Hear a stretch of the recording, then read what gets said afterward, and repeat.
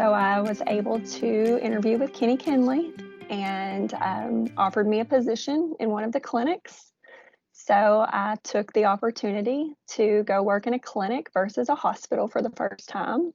I absolutely loved it. I've been in healthcare for over 25 years. That's all I know. So now I'm at another hospital in Central Arkansas representing Edafio as an IT manager, and I absolutely love my career. Tell me what you love so much about it. What are some things that really just keep you engaged and excited? I love helping other people. I like to be able to be a problem solver. I love project management. I like to be able to save them money and make their day flow in a more calm, secure manner. It's all about the patients and making sure that the client gets what they need. They trust me with their needs and they know that it's going to get taken care of. And to have that trust in a relationship with a client is huge. And I like being able to be their person. Speaking of trust, what are some other skill sets and qualifications you feel that you have that help bring out the best in your role? I mean, my skill sets, they're really broad. I have to wear a lot of hats in this position. I have to do everything from helping the end user to a patient to a physician. We have to keep all of their systems up and running. We have to educate. It's all a collaborative effort with different people within the facility, and it's one team. I like helping someone else complete their vision. Like they have a vision, they have a project. I like to see the rewarding end results. The ability to connect and have patience with patients. Exactly. Yeah. What do you like to do in your free time?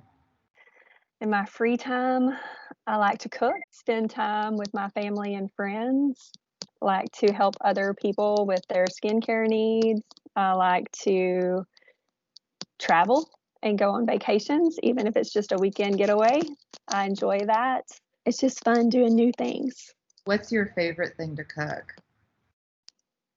I don't know. I like cooking new things. Do you? What's the most recent thing that you've cooked that's been new or different? I'm always looking for advice and ideas. The newest thing I have cooked, we did Whole30 for the last month and a half.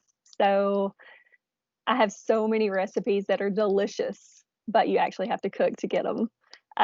One of them was Trevor. He's my boss. He gave me an idea. It was a spaghetti, but it was with spaghetti squash. Yeah. And I modified the recipe because I'm not a big Italian sausage eater, but I modified the recipe and it's one of my favorite recipes now.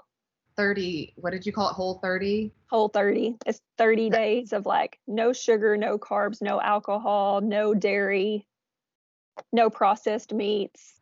If you could spend your day with one or two people, who would you pick and why?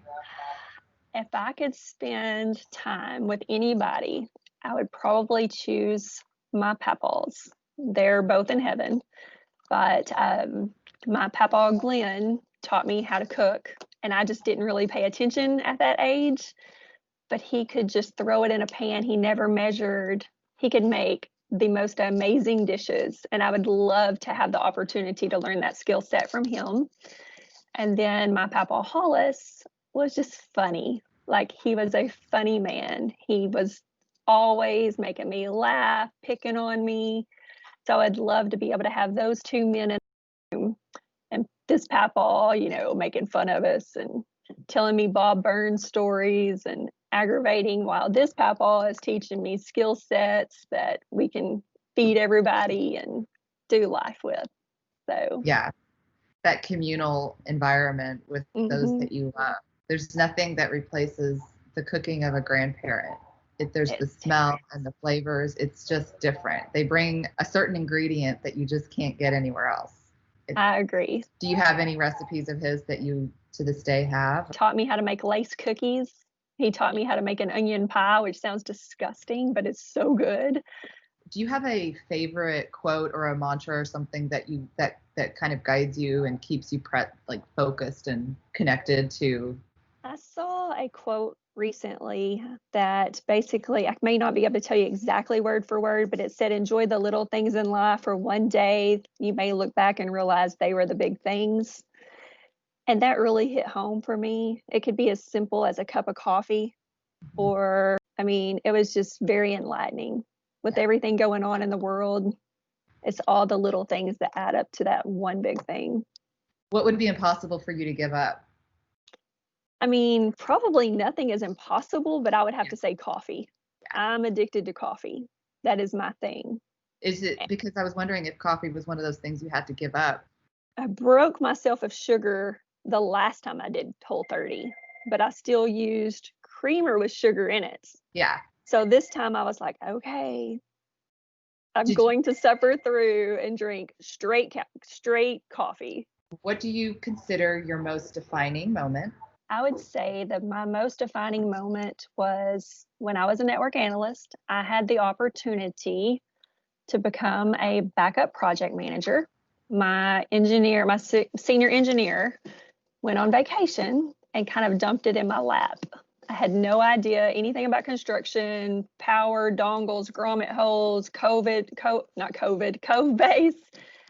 And when he came back, I had went above and beyond that entire list. He told me I was doing what the architect's job was and that it was not my responsibility to learn all of that. That is probably when I learned that I love project management. I love construction project management.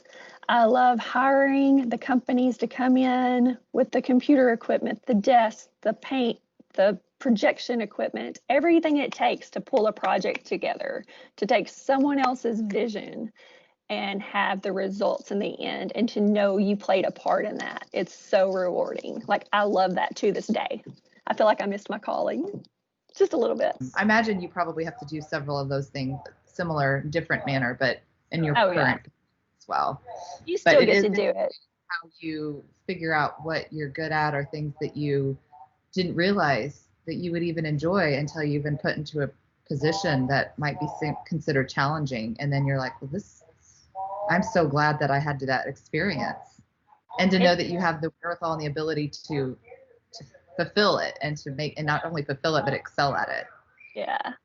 It's very helpful because you get to take that information and transpose it into every part of your life. If you could share one piece of advice, especially to women going in tech or young girls about technology that has helped you, or that what you could give as advice to those that are interested, what would you say to them to help them better understand what you do and why you find it so enjoyable? I would tell them to always be willing to help others, never judge. Don't assume you're better than anyone else because you're not. And you never know what someone's going through on a daily basis in their life. So just be helpful.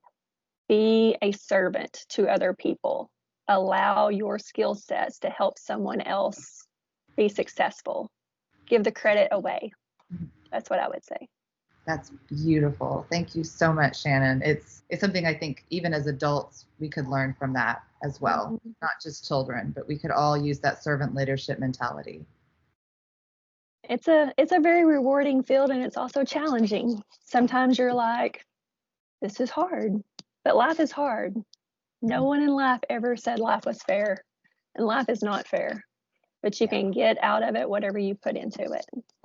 So that's well said. Again, Shannon, thank you so much for this time. When you do your lace cookies, if it's humid, don't do them. Okay. So, but they're like lace cookies. It's basically sugar, butter, and oatmeal. I'm sure there's some other things in it, like vanilla or whatever, but they're like paper thin, and they are like the best. Oh, I may have to go. Well, I can't go home and make them. Whole30. Yeah. Okay. I'm so glad this is over. Get at it, and hopefully we don't have any more tech issues. Awesome. Thank you so much. Thanks, Shannon. Great to see you. Good to see you. Talk to you soon. Bye. Bye-bye.